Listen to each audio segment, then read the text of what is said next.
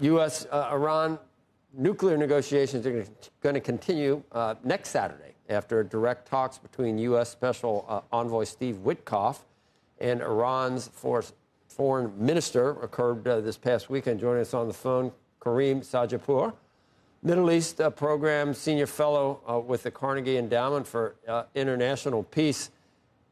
And is it actually possible, I think, at this point, to be somewhat positive about what could come from this, Karim, because of some of the things that have happened in Iran recently in terms of their proxies kind of been, three of them at least I can think of, having been neutered?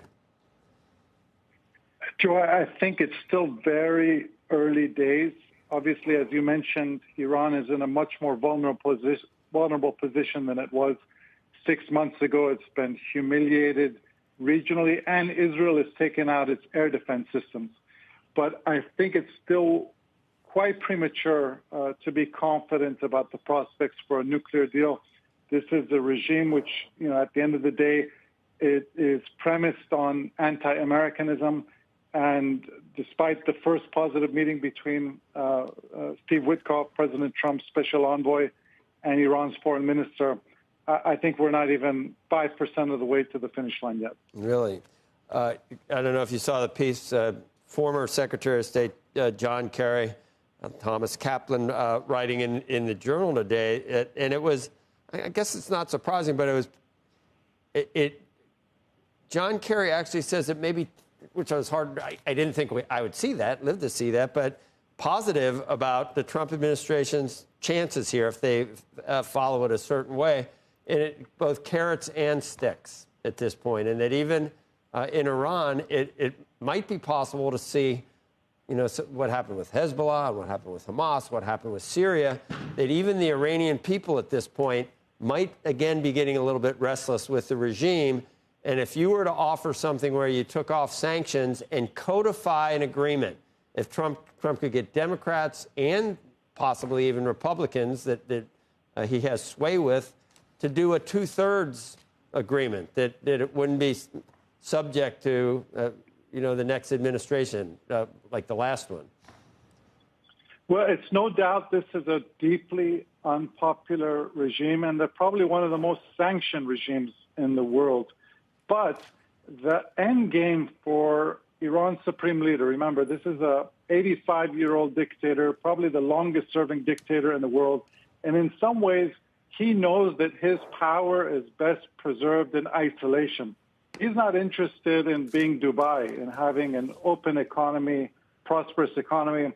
His goal is to really get temporary, tactical sanctions relief and avert an Israeli military attack on Iran. So in some ways, I think President Trump and Supreme Leader Khamenei have two different visions for how these negotiations could play out. For President Trump, he likes to do deals. He wants a grand bargain with Iran, Nixon to China moment. But on the other end in Tehran, you have a dictator who still wants America as an adversary and is going to try to draw out these negotiations as long as possible.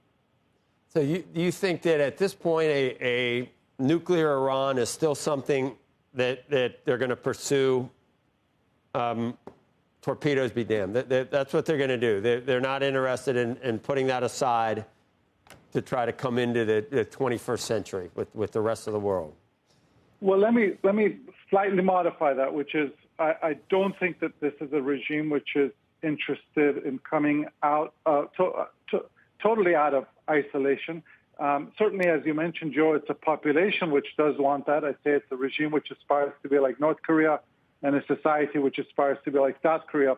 But for precisely the reason you mentioned earlier, that they've been humiliated regionally, that they're vulnerable, they're not going to give up their big trump card, which is obviously their nuclear program. So I think they're willing to